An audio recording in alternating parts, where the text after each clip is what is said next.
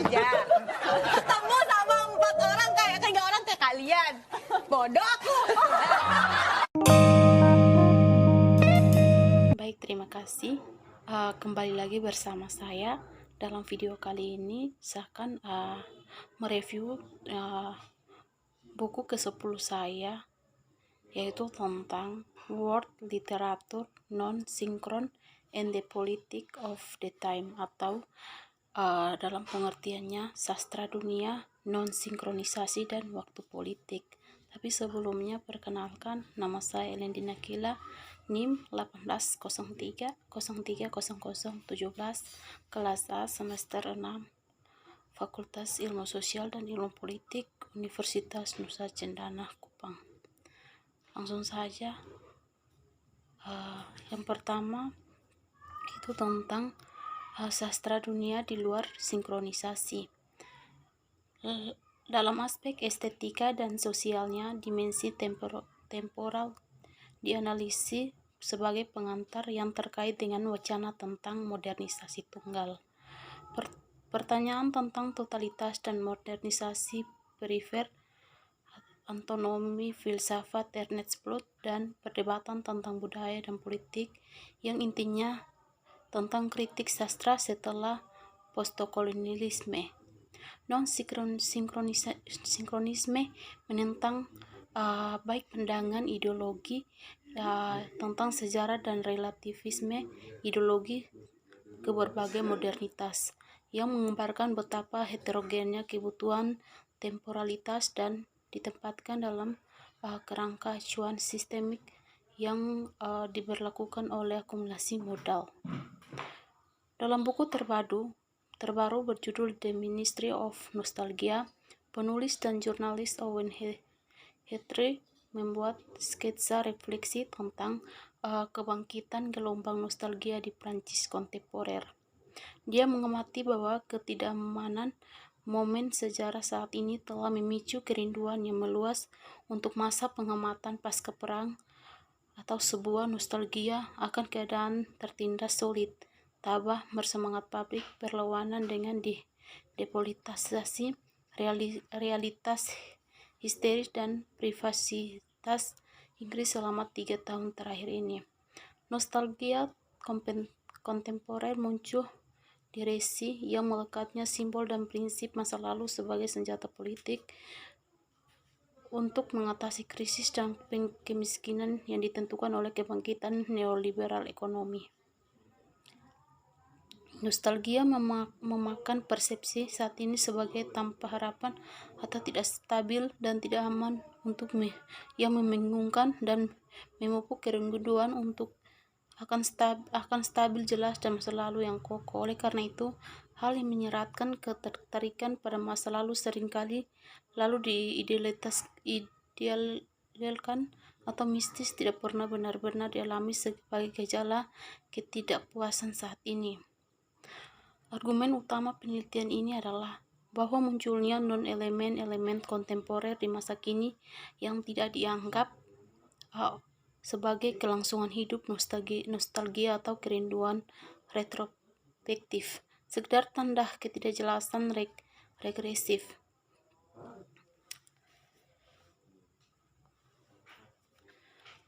Yang kedua, membahas tentang literatur dunia di luar sinkronisasi. Tapi sebelumnya saya akan menayangkan sedikit video tentang kemajuan teknologi pada arus modal ekonomi sekarang.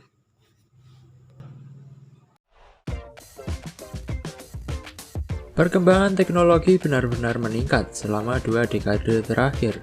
Begitu juga dengan kebutuhan konsumen. Kehadiran teknologi kini mencakup hampir ke semua lini kehidupan manusia. Tak salah jika industri teknologi menjadi salah satu industri paling menguntungkan di dunia. Menyadari peluang yang ada, banyak negara yang berusaha keras mengembangkan industri teknologi mereka. Bukan hanya untuk kebutuhan dalam negeri, mereka juga mengekspor produk inovatif mereka ke seluruh dunia. Kebanyakan negara-negara yang berkembang termaksud Indonesia mempunyai struktur pembiayaan pembangunan sebagai berikut. Yang pertama itu mengutamakan potensi sumber pembiayaan yang berasal dari luar negeri, dalam negeri, atau sering disebut dengan tabungan domestik, yang artinya dilema yang harus dihadapi oleh hampir semua negara berkembang dan juga low income atau kenyataan bahwa tidak tercukupinya tabungan domestik. Yang kedua itu tentang potensi sumber-sumber keuangan dari luar negeri atau sering disebut dengan international financial resources. Yang berikut arus sumber keuangan internasional. Wujud dari arus sumber-sumber keuangan internasional terbagi dalam 2 bentuk, yaitu yang pertama bantuan pembangunan resmi pemerintah. Itu menjelaskan bahwa lembaga-lembaga keuangan internasional pemberi dana atau donor yang bersifat bilateral, di mana sebagai donornya adalah lembaga independen, seperti contohnya adalah Consultative Group for Indonesia atau GCI. Yang kedua, penanaman modal asing dilakukan oleh pihak swasta. Dua, itu membahas tentang waktu, diskolokasi dan politik non-kronisasi. Bab ini menawarkan pembacaan novel Mina Alexandrel Nempel Jalan dari sudut pandang dialektika non-sinkronisme. Selama masa darurat India pada tahun 1970-an, karya Alexander menunjukkan valensi yang sangat bertentangan dari kembalinya nostalgia masa lalu yang diperjuangkan politik non-sinkronisme sebagai aktivasi sisa-sisa yang tidak disubsumsi dalam konstitusi badan subjektif. Sementara di satu sisi non-sinkronisasi muncul sebagai kebangkitan manipulasi mitologis sejarah dalam pelayanan populisme otoriter, dan di sisi lain dislokasi waktu yang sinkron. Di jantung novel juga terungkap potensi perlawanan dan transformasi sosial. Untuk memberikan pemahaman tentang keadaan sejarah, bentuk sastra dan seni perlu melangkah lebih jauh tentang kesegaran temporalitas yang tepat waktu dan tertutup sendiri. Perwakilan melibatkan kebutuhan berbagai jenis dislokasi dan mediasi temporal yang memberi ekspresi sastra suatu kualitas non-sinkronis yang spesifik.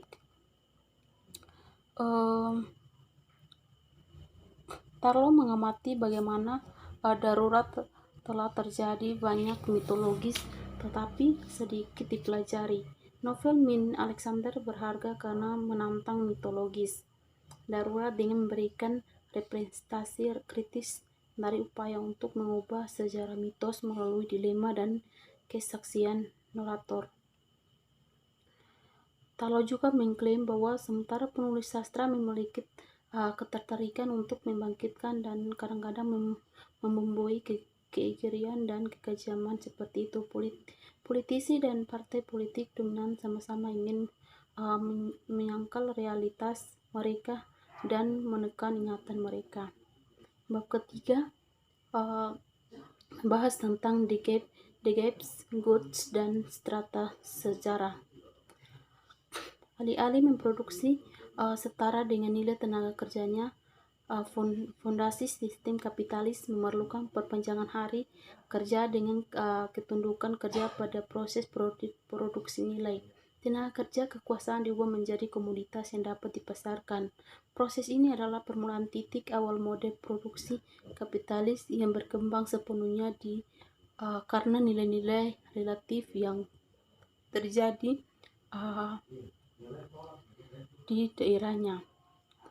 Kapitalis secara geografis, ekspansi kapitalis tidak menghasilkan koloni yang total dan tidak dapat diubah sebagai suatu karena ekonomi di dunia selatan terus-menerus dimasukkan ke dalam sirkuit modal global.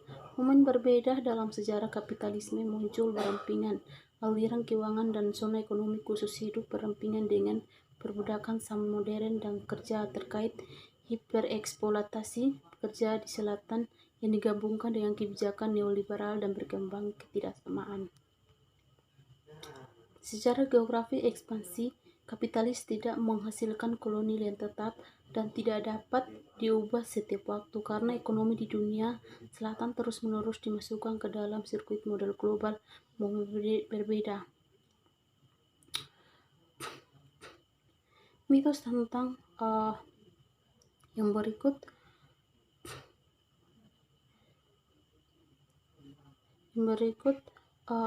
selain memperjuangkan kondisi kehidupan yang lebih baik, mitos kaum Gipsy Dewi membutuhkan 6 takaran padi yang dibutuhkan padanya setiap cara penting, menjadi metafora untuk mimpi dan harapan keadilan dan redistribusi tanah dan kekayaan, sedangkan pemberontakan dikalahkan dengan dorongan pemberontakan membuat kontinuum sejarah tetap terbuka, menantang segala perasaan religius tentang penentuan. Dari titik ini, pandangan The Gipsy Dewi dapat digambarkan sebagai contoh sastra dari Appenso Traverso diartikan sebagai melankolia sayap kiri. Saat diresapi oleh sebuah budaya kekalahan, novel tidak menyerah pada takdir yang tragis dari pemberontak Kilvanimani, melainkan menghidupkan kembali kekalahan mereka sebagai cara melanjutkan perjuangan mereka untuk jalan yang benar atas martabat dan keadilan. Sekian.